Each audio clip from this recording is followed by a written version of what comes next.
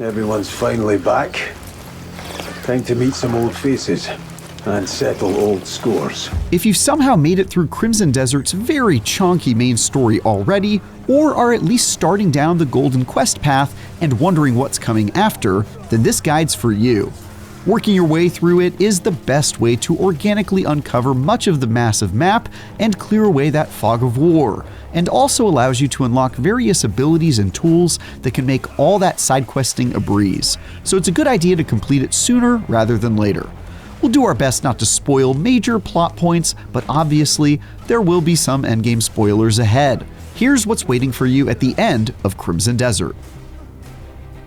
Once you've wrapped up Crimson Desert's main quest line and reached the end credits, you'll be popped back into the game world right where you left off. However, they've got one final collection of cutscenes in the form of the Epilogue side quest. These are straightforward quests where you'll travel back to all the people and places you visited during the story and debrief with them, usually by just finding them in the world and talking to them to trigger the cutscene. I'm ready.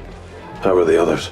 There's not much else to the sequences aside from tying up loose ends really, but it will give you the satisfying final few green check marks you need in your journal to properly finish up the main story.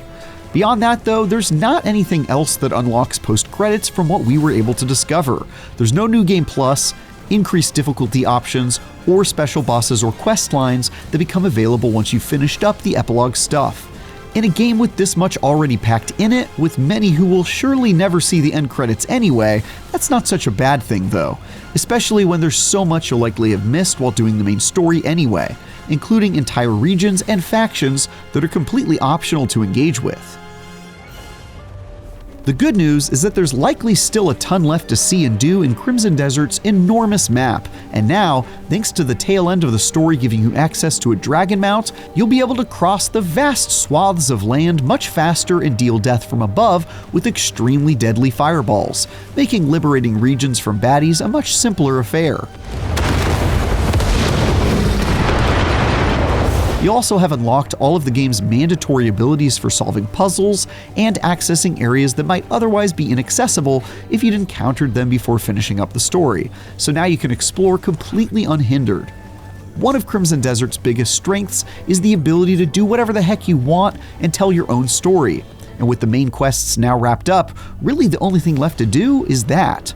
You can continue to solve puzzles, level up your ability skill trees, play with the 2 additional playable characters, and if you're like me, those are probably less leveled up, and focus on the various secondary quest lines available in your journal. The obvious thing to focus on, if you haven't already, are the faction quests, missions given by various groups you'll have created alliances with throughout the story. These range from everything like your own group, the Greymanes, where you'll primarily be doing favors for your friends and improving the Greymane camp that can become a huge source of materials for you, to helping politicians and powerful houses apprehend criminals running rampant in their regions. Honestly, your mileage may vary here, as some are pretty humdrum missions to track down some random thief out in the world or gather timber for someone. But there's also beefier quest lines, like the ones where you're searching for ancient ruins to be cleansed on behalf of a powerful witch. That said, each of these will bring you to the farthest corners of the world and spending time in each of these major settlements, which are some of Crimson Desert's best moments. Another way to spend an absolute ton of time is in completing the checklist found in the Challenges tab of your journal.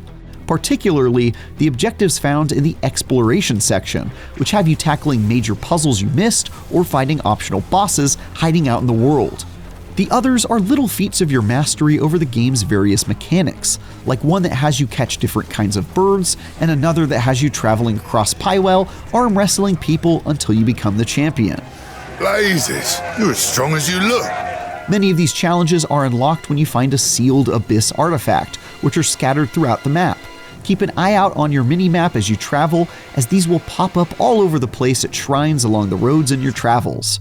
What's great about challenges is that they're the quickest, most reliable way to gain more Abyss artifacts that are used to level up your abilities, which are always valuable to collect. Plus, if you're looking to continue goofing off, these are a great way to challenge yourself to pull off silly little stunts. Finally, there's liberating regions from enemy factions throughout the map. There's a bit of overlap here with faction quests and challenges, as these places marked in red are often occupying the land of some other group that surely would like them gone. But finding and clearing them on the map is a bit of a more organic way to gain reputation with the game's numerous movers and shakers, plus get you straight into the action, usually concluding with an optional boss fight. If you like the Far Cry style of taking over the map by laying the beat down on baddies of all kinds, this is the activity for you. And there you have it. Although Crimson Desert doesn't add much in its post-game, there's likely plenty left to do, and now you can do so with a dragon companion at your side. What are you planning on tackling first on your adventures? Let us know in the comments. And for everything else, stick with IGN.